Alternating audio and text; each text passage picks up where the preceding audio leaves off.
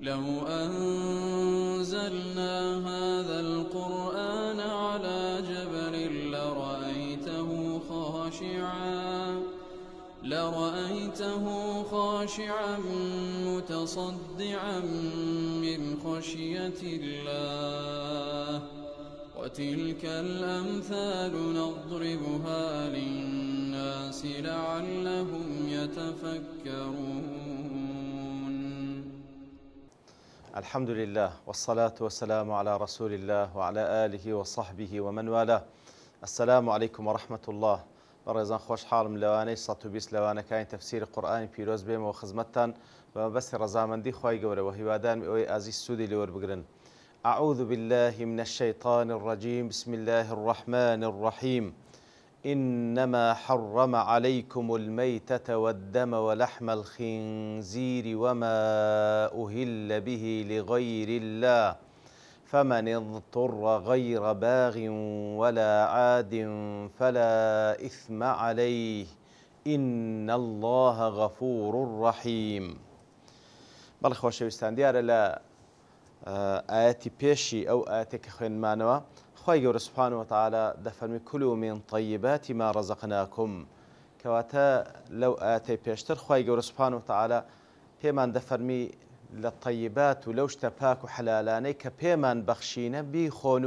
و هەروەها وەشکوڕوا لله، شکرانەی لەسەر بکەن بۆی کەوا کردەوەی چاچی پێ ئەنجام بدەن کە دەکا شکرانەکردنێکی بە عەمەلی. لە دوای ئەوە خوای گەورە سوبحانەهو وتەعالا بەیانی ئەو شتانەمان لۆ دەکا کەوا حەرامی کردیە لەسەرمان، قەدەغەی کردیە. ئینەما حەڕەمە عەلەیکم المەیتە، ئەوەی کە لێی حەرام کردینە دیارە بە ئینەمای حەسڕ، بەڵام وەکو زانایان دەفەرمون لێرە حەسرەکە غێر مەقسوودە، حەسرەکە غێر مەقسوودە، یاخود مقابل بۆی کەوا لەوێن دەفەرمی طیبات، لێرەش مقابلەکەیتی کەوا لە ضمنی خەبائث، کەواتە ئەوەی کەوا حەلالە طیباتە، شتی پاکە، ئەوەی کەوا حەرامە خەبائثە، کەواتە ئینەماکە لێرە بۆ مەفهومەی کەوا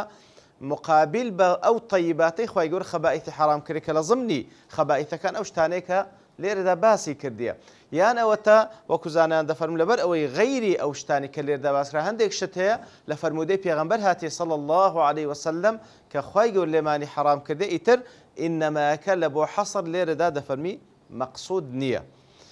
بەڵێ خوای گەورە ئەوەی کە حەرامی کردی ئینەما حەڕەمە عەلەیکم، ئەوەی کە خوا حەرامی کردیە لەسەرتان، کەواتە لێرەدا پێشە چی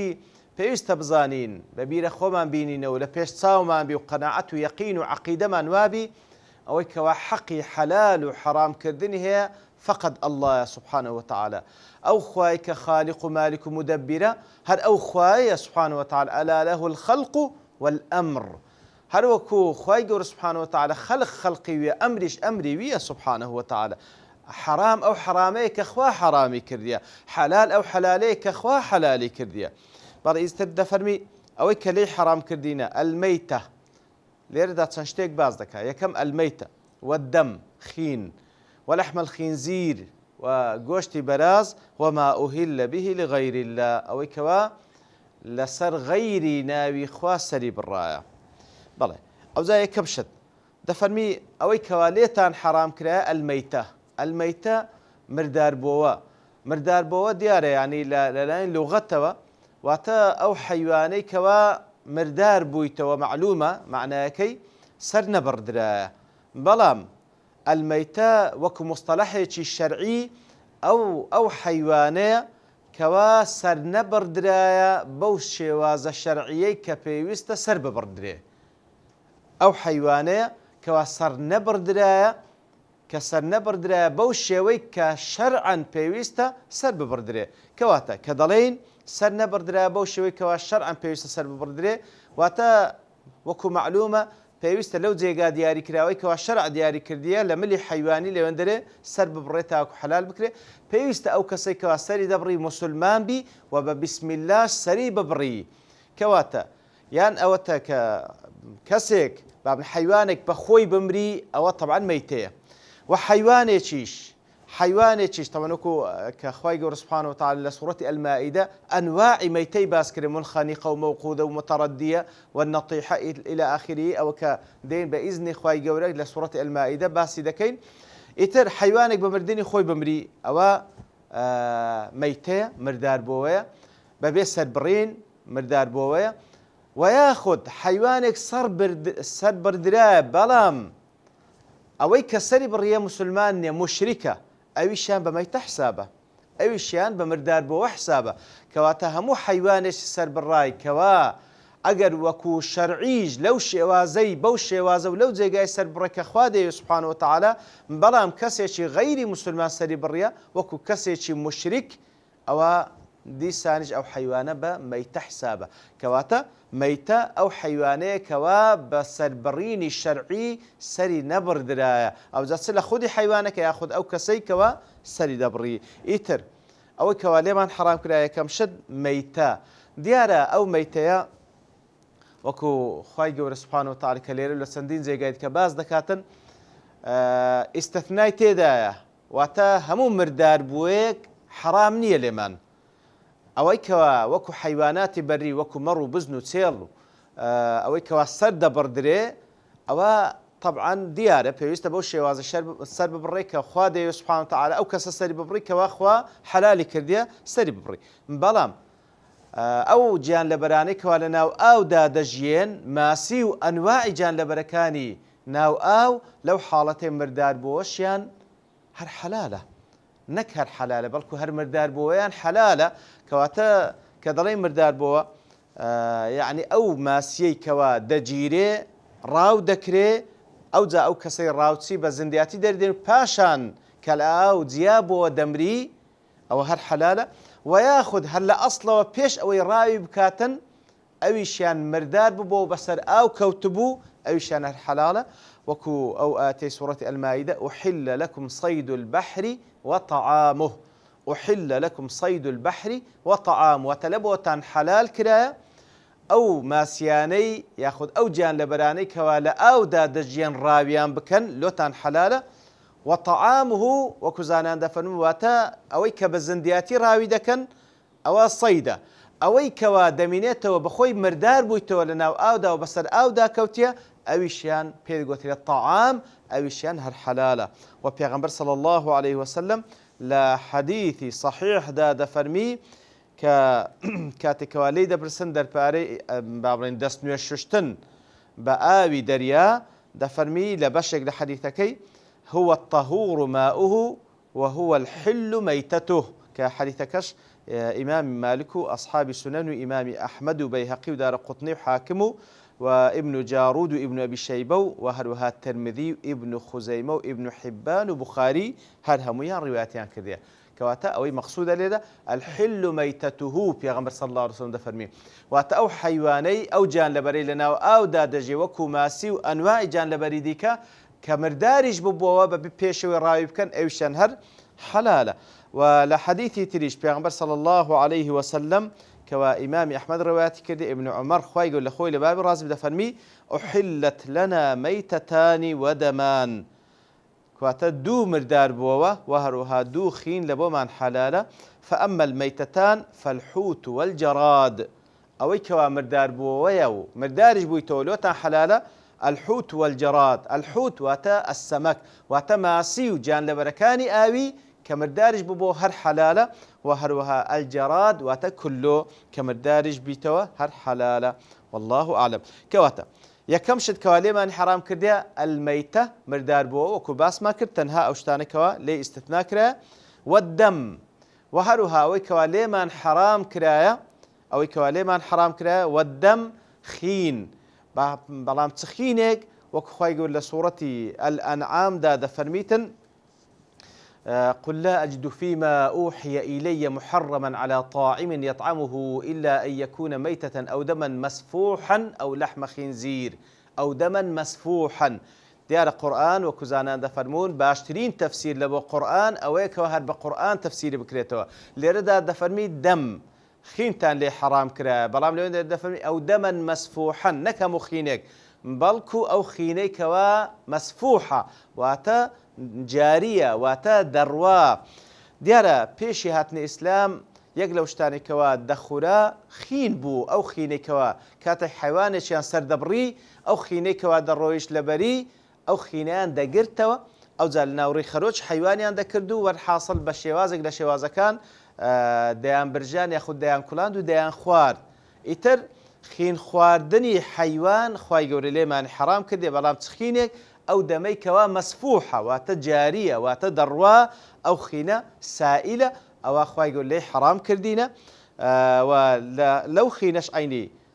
دیار استثناء هەیە وەکو لەو حەدیثێک کە تازە خوێنمانەوە کە پێغەمبەر صلی الله علیه و سلم دەفەرمێ أحل لنا مەیتەتان وەدەمان واتە دوو مردار بۆوە و هەروەها دوو خین لێمان حەلال کرایە. فأما الميتتان فالحوت والجراد وأما الدمان فالكبد والطحال بەڵام ئەو دوو خینەی کە لێمان حەلال کرایە ئەو خینەی کەوا لە ناو جەرجی حیواندا هەیە و ئەو خینەی کەوا لە ناو فاتەڕەشی حیواندا هەیە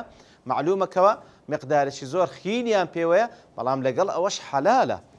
کەواتە ئەو خینەی کەوا لەبەر دەڕوا ئەو خینەی کەوا سائلە جاریە ئەوە ئەویان حرامە لێمان بەڵام ئەو خینەی کەوا بە گۆشت وەدەنووسێ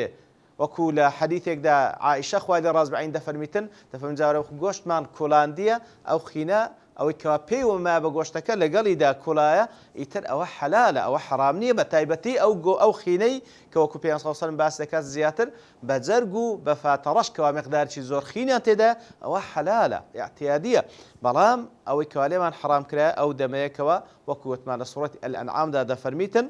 مەسفوحە. هەم پێشەوە بینە سەر ئەوکان کرد مەیتە وەکو گوتمان مردار بۆوە کە خوای گەورە لێمانی حرام کردیە بە تەکید هەموو ئەو شتانێکەوە خوای گەورە لێمانی حرام کردیە وەکو لە سەرتا دەگوتمان خەبائیثە شتی پیسە لەبەرەوەی صفەتی ئەو پێغەمبەرە صلی الله عليه وسلم وەکو لە تەورات و لە ئینجیل هاتیە خوای گەورە لە سوڕەتی الأعراف لێمان دەجێڕێتەوە بەو شێوەی لەوێن دەرێ باسی کرا ئەوەی کەوا يحل لهم الطيبات ويحرم عليهم الخبائث کەواتە ئەو پێغەمبەرە صلی الله عليه وسلم بە فەرمانی خوای گەورە سبحانه وتعالى ئەوەی طیبە و پاکە لە بۆیان حەلال دەکات ئەوەی پیسە و بە زەرەری هەیە لێیان حرام دەکات بە فەرمانی خوای گەورە سبحانه وتعالى. ئیتر مەیتە دیارە بە تەکید کاتێکەوە حیوان مردار دەبیتەوە و یاخود کەسێکی مشریک سەری دەبڕی بە تەکید زەرەری هەیە بەڵام شەرنێ ئێمە زەرەرەکەی بزان مهم خوای گەورە لێمانی حرام کردیە خوای گەورە لێمانی حرام کردی المەیتە والدەم دیارە وەکو وتمان مردار بۆ تەنها مرداربووەی ناو ئا وەکو ماسی و ئەو جانەبەرن کە لە ئەودا دەژێن دەربارەی مرداربووەی ئەو حیواناتانەی کەوا بەڕمائینە واتە هەم لە ئاودا دەژێن هەم لە وشکانیشدا دەژێن ئەویش خلافێکی زۆر هەیە لە نێوان زانایان کە مرداربووەی ئەوانش حەلالەیان حرامە. ئیتر بێجگە لە مەسئلەی ضیفدع واتە بۆق کەوا کوشتنی ئەسڵەن حرامە پێ لە سەدین حەدیث باس کردیە طبعا خواردنیشی بە تەکید هەر حرامە کە بە چەندین بەڵگە هاتیە بەڵام بێجگە لەوی حیواناتی بەڕمایی ئەوەی کەوا لە بەحردا دەژێ و لە وشکانیشدا دەژێ ئەویش بە هەمان شێوە مرداربووەکەی والله أعلم وەکو بڵێن وەکو گوتمان خلافی تێدا لە بین عولەمان بەڵام زیاتر ڕەیان ئەوەی کەوا مرداربووەی بەڕمایەکانش بێجگە لە بۆق ئەوە ئەویشیان حەلالە لە بۆمان بیخۆین. تەنها ئەو حیواناتانە بۆ کۆندێک لە زانان دەفەرمونون ئەوەی کەوا سیباعن وەکو مەسەلەن با بڵێن دڕندەن وەکو تیمساح کەوا ئەویشیان هەر بەڕمائیە دەفەرمونون ئەوەی کەوا دڕندەن ئەوانش لێمان حرامە وەکو دڕندەکانی ئەوەی کەوا لە بەڕدا دەژێ ئەوەی لە وشکانیدا دەژێ عینی ئەوەی کە لە ئاویشدا دەژێ ئەویش یاخود لە ئاو لە وشکانیدا دەژێ ئەویش لێمان حرامە والله أعلم. پاشان دەفەرمێ وەلەحم الخینزیر و هەروەها ئەوەی کەوا لێتانی حرام کردیە وەلەحم الخینزیر گۆشتی بەراز خوای گەورە عینی لێمانی حرام کردیە. دیارە گۆشتی بەرازیش معلومە کە طبیەن چەندین زەرەری تێدایە خواردنەکەی چەندین زەرەری تێدایە کەوا ئێستا جێگای باسکردنی نییە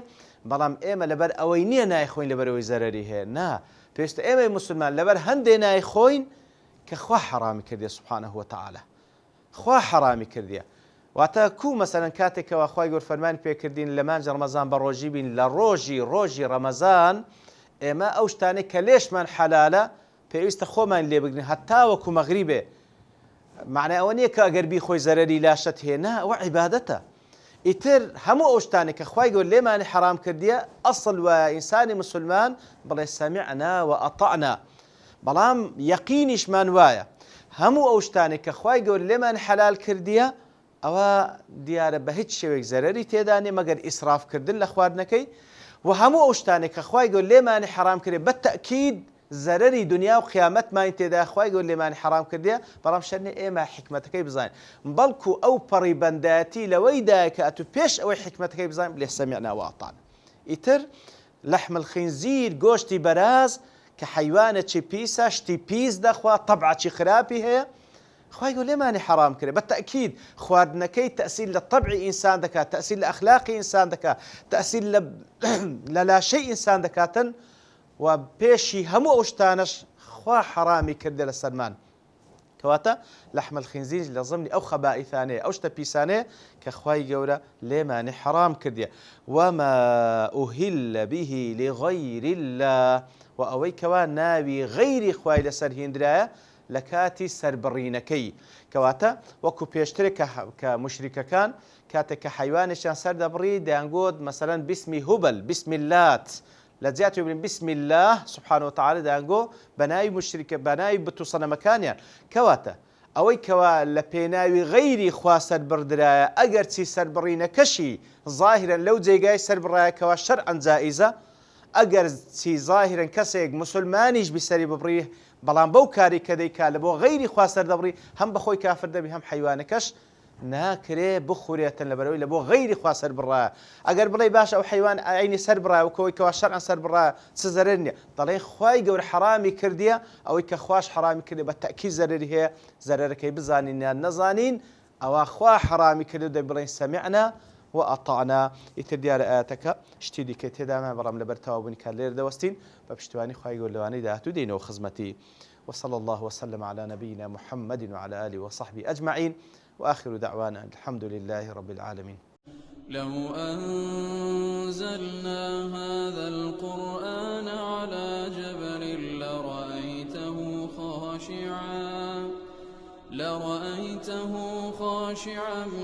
متصدعا من خشية الله وتلك الأمثال نضربها للناس لعلهم يتفكرون